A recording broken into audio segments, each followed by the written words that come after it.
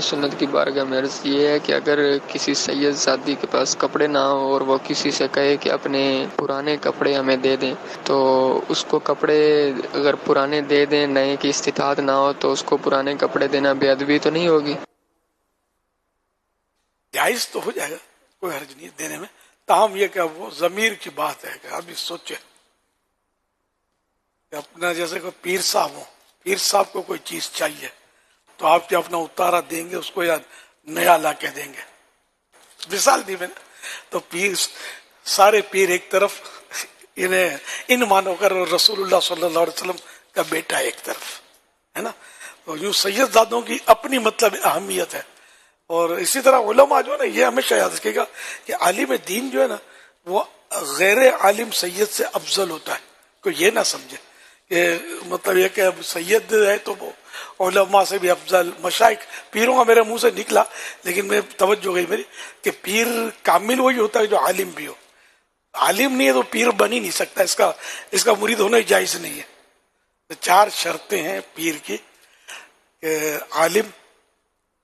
عالم کی یہاں ڈیفینیشن یہ بیان کی گئی کہ اپنے تمام تر عقائد سے واقف ہو، اس میں مستقل ہو، بھول نہ جاتا ہو، اپنے عقائد اس کو معلوم ہو، پکا ہو اس میں عقائد میں، اور ضرورت کے مسائل اتنی صلاحیت رکھتا ہو کہ ضرورت کے مسائل کتابوں سے ڈھونڈ سکتا ہو. یہ الگ بات ہے کسی کو بولتے نکال دو، لیکن خود صلاحیت رکھتا ہو کہ یہ ڈھونڈ لے. یہ عالم کی ڈیفینیشن ہے. سند کوئی چیز نہیں، اعلیٰ حضرت فرماتے ہیں علم ہونا چاہیے. اب درس نظامی کر لیا، مولوی فاضل ہو گیا، بہت کچھ کر لیا، آگے بڑھ گیا، لیکن یہ شرائط اگر پوری نہیں ہے نا جو میں نے عرض کی تو وہ عالم نہیں ہے. عالم کی ڈیفینیشن یہ ہے. صحابہ کرام کے پاس کوئی تحریری سند تو نہیں ہوتی تھی نا، لیکن ظاہر ہے ان میں جو مجتہد ہوئے، جو مفتی ہوئے، جو بڑے بڑے علماء ہوئے، ساری دنیا اب بھی ان سے فیض اٹھاتی ہے. تو ڈائریکٹ لائن تھی سرکار صلی اللہ علیہ وسلم سے، ڈائریکٹ علم حاصل کیا تھا صحابہ کرام علیہ رضوان کی ایک تعداد نے.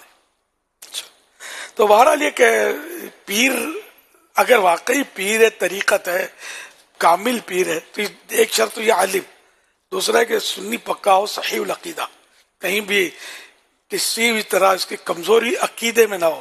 مطلب کسی صحابی پر تنقید کرتا ہے معاذ اللہ تو وہ پیر بنانے کے قابل نہیں، مرید بنانے کے بھی قابل نہیں ہے، کسی کام کا نہیں ہے. پورا عقیدے میں ٹنا ٹن سنی والا. حضرت نے جو لکھا ہے کہ صحیح العقیدہ سنی ہو. اچھا، ایک یہ 2 شرطیں ہوئی. ایک تیسری شرط یہ، اب شرط کے نمبر آگے پیچھے ہوئے. تیسری شرط یہ کہ اس کا سلسلہ طریقت میں، اولاد میں نہیں. سید ہونا شرط نہیں پیر کے لیے، اولاد میں نہیں بلکہ طریقت میں، اس کا مرید، اس کا مرید، اس کا مرید ہو کے چلتے ہوئے سرکار صلی اللہ علیہ وسلم سے اس کا سلسلہ جا ملتا ہو. اگر کہیں بھی بیچ میں کٹ گئی لائن تو اب یہ پیر نہیں بن سکتا، اس کا مرید ہونا بھی جائز نہیں ہے. چوتھا یہ کہ فاسق معلن نہ ہو، علل اعلان کبیرہ گناہ نہ کرتا ہو، یا پھر کہ علل اعلان چھوٹے گناہ پر اصرار نہ کرتا ہو، بار بار نہ کرتا ہوں، یوں سمجھ لو. تو یہ 4 شرطوں میں ایک شرط بھی کم ہوگی تو پیر بن ہی نہیں سکتا. اس کو پیر ہمارا بیعت کرنا اسے جائز نہیں ہوگا. پتہ چل گیا تو بیعت توڑنی ہے اسے، یہ خود ہی ڈوبا ہوا ہم کو بھی لے ڈوبے گا.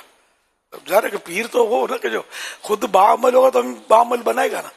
خود ہی اگر مطلب گالیاں بکتا ہوگا، بے پردہ عورتوں کے جرمن میں بیٹھ کے ہاتھ چمواتا ہوگا، ہم یہاں یہ کیا مطلب ہے کہ شرم حیا کی تعلیم دے گا اور کیا امت کی رہنمائی کرے گا؟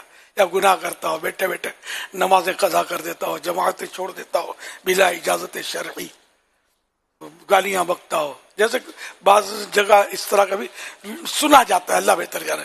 تو پیر وہ ہو کہ جس کو مطلب جس سے ہمیں رہنمائی آخرت کی حاصل ہو.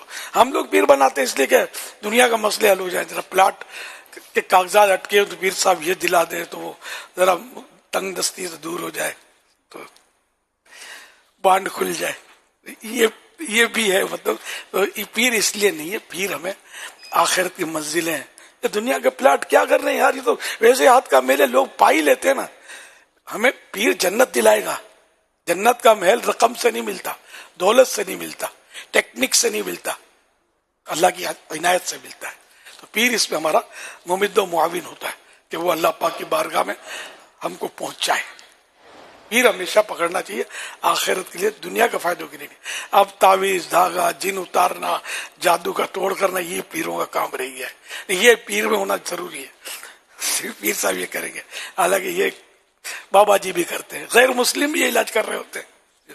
تو پیر جو ہے وہ ہمیں ذہن بنانا ہے کہ آپ کو کہ پیر ہمیں آخرت کے لیے پکڑنا ہوتا ہے. پھر ضمناً دنیا کے فائدے ہو جائے، جن اتر جائے، جادو کا توڑ ہو جائے، بیماری دور، یہ سب یعنی کہ سیکنڈ کیٹیگری کی بات ہے. اصل جو وہ آخرت ہونی چاہیے پیش نظر، کہ پیر ہمارے ایمان کی حفاظت کرے گا، پیر ہمیں ایمان کے ساتھ دنیا سے جانے میں مدد کرے گا، تعاون ہوگا.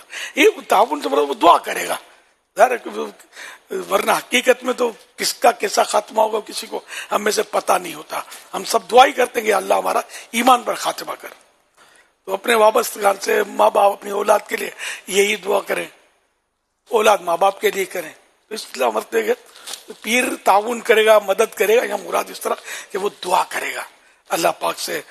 پیر توجہ دے گا، توجہ دے گا اس کے معنی بھی یہی لے آپ کہ جیسے اس طرح مطلب ہماری طرف اس کی شفقت ہوگی کہ ہمارے لیے خوب دعائیں کرے گا.